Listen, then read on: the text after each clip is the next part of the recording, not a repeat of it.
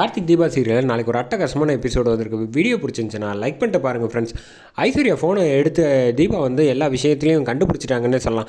செம பரபரப்பாக இருந்துச்சு. மிஸ் பண்ணாமல் ஃபுல் வீடியோ கேளுங்க. ஐஸ்வர்யாவுக்கு தனியாக அழைச்சிட்டு வராங்க நம்ம அருண் வந்து பேச ஆரம்பிக்கிறாங்க. இங்கே பாரு, எனக்கு என்னமோ உன் மேலே தான் சந்தேகமாக இருக்குது. நீயும் உங்கள் அம்மாவும் ஏதாவது திட்டம் போட்டு ஏதாவது பண்ணி வச்சுட்டிங்களா அப்படின்னா, என்னங்க நினச்சிக்கிட்டு இருக்கீங்க? ஆவுன்னா என்னையே பேசுகிறீங்க? நான் இந்த மாதிரி விஷயம்லாம் பண்ணவே மாட்டேன். உங்களுக்கு ஏன் இந்த மீனாட்சி மேலே சந்தேகம் இல்லையா, இல்லை ஆனந்த் மேலே சந்தேகம் இல்லையா? ஏன் இவ்வளோ கார்த்திக் கூட பண்ணியிருக்கலாம் அப்படின்னு சொன்னோன்னே, தீபா பண்ணியிருக்கலாம் அப்படின்னோடனே, இங்கே பாரு, கார்த்திக் பற்றியும் தெரியும், எனக்கு தீபாவை பற்றியும் தெரியும். அவன் ஏன் இவ்வளோ கஷ்டப்பட்டு அம்மாவை வந்து இந்த மாதிரி பண்ண போகிறான்? அவன் அம்மாவை காணுமேனு தவிச்சிட்டு இருக்கான். அது மட்டும் இல்லை, கார்த்தியே வந்து சொன்னாலும் நான் நம்ப மாட்டேன். ஏன்னா எனக்கு முழு மனசாக வந்து நான் கார்த்தியை வந்து நம்புகிறேன். எனக்கு என்னமோ நீங்கள் தான் ஏதோ ஒன்று தில்லுமுள்ளு பண்ணியிருப்பீங்கன்னு டவுட்டாக இருக்குது. அப்படி மட்டும் கன்ஃபார்ம் ஆச்சு, உங்கள் 2 பேரையும் அவன் வீட்டை விட்டு அடித்து துரத்தி விட்ருவான். பார்த்து ஜாக்கிரதையாக இருந்துக்கங்க, வேண்டிக்கங்க அப்படின்னு சொல்லிட்டு அருண் வந்து செம மாதம் அங்கேருந்து போகிறாங்க. உடனே ராஜேஸ்வரி, என்ன உன் பிடிச்ச இந்த மாதிரி பேச்சு போகிறான்? அட விடுமா, இதோட கோல்டன் ஆப்பர்ச்சுனிட்டி நமக்கு கிடைக்கவே கிடைக்காது.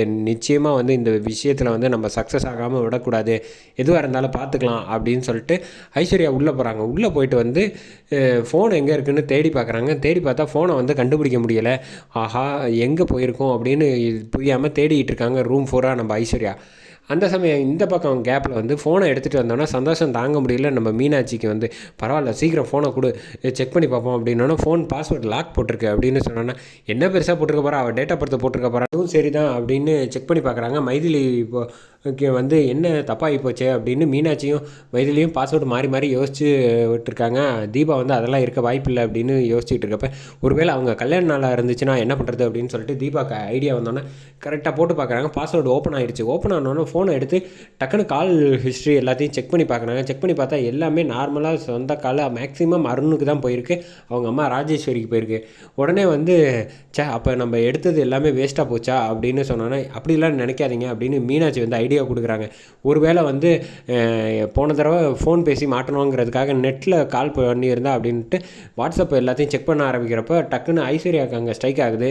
ஒருவேளை அவ்வளோதான் இருக்கும், வந்து பார்த்துட்டு பயந்துட்டு போனாலே, ஒருவேளை ஃபோனை எடுத்துகிட்டு போயிருந்தால் செக் பண்ணிகிட்டு இருந்தால் மாட்டிப்போமே அப்படின்னு சொல்லிட்டு இங்கே வேகமாக வந்துட்டுருக்காங்க.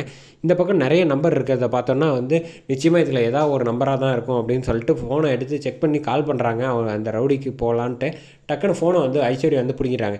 என்ன நினச்சிக்கிட்டு இருக்கீங்க?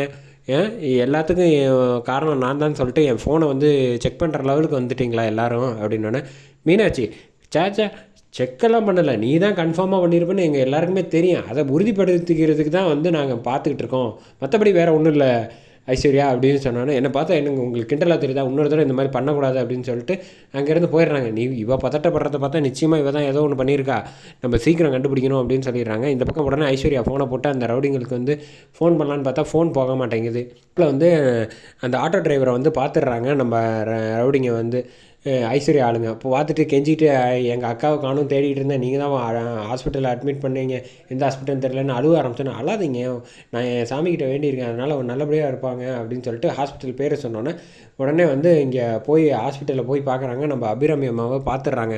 பார்த்தோன்னே உடனே பண்ணிடலாமா, அழைச்சிட்டு வந்துடலாம் அப்படின்னு சொன்னோன்னே, இது என்ன இடம், நம்ம எங்கே இருக்கோம், எத்தனை பேர் சுற்றி இருக்காங்க, கொஞ்சம் கூட உனக்கு பொறுப்பே இல்லையா, எதுவாக இருந்தாலும் பார்த்து ஜாக்கிரதையாக தான் செய்யணும் அப்படின்னு சொன்னோன்னே, சரி இந்த விஷயத்தை தகவல் சொல்லலான்ட்டு ஃபோனை எடுக்கிறதுக்கு முன்னாடியே கரெக்டாக ஐஸ்வர்யா ஃபோனை போட்டுறா.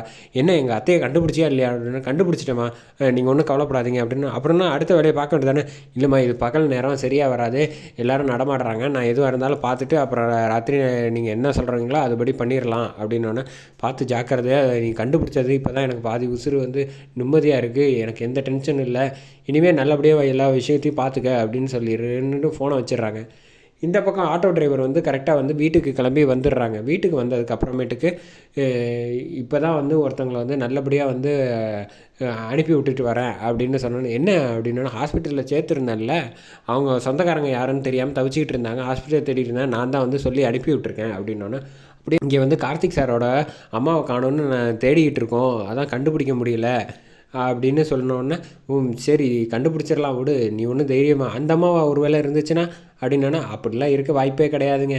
அவங்கள பார்த்தா வந்து இப்போ பணக்கார ஃபேமிலி மாதிரி தான் இருந்துச்சு, பட் இருந்தாலும் அவங்களுக்கு தான் சொந்தக்காரங்க வந்துட்டாங்களே அப்படின்னோடனே, அப்படின்னு சொல்லி நான் சவாரி கிளம்புறேன் அப்படின்ட்டு கிளம்பி போகிறாங்க. போகிற வழியில் டக்குன்னு நிப்பாட்டுறாங்க.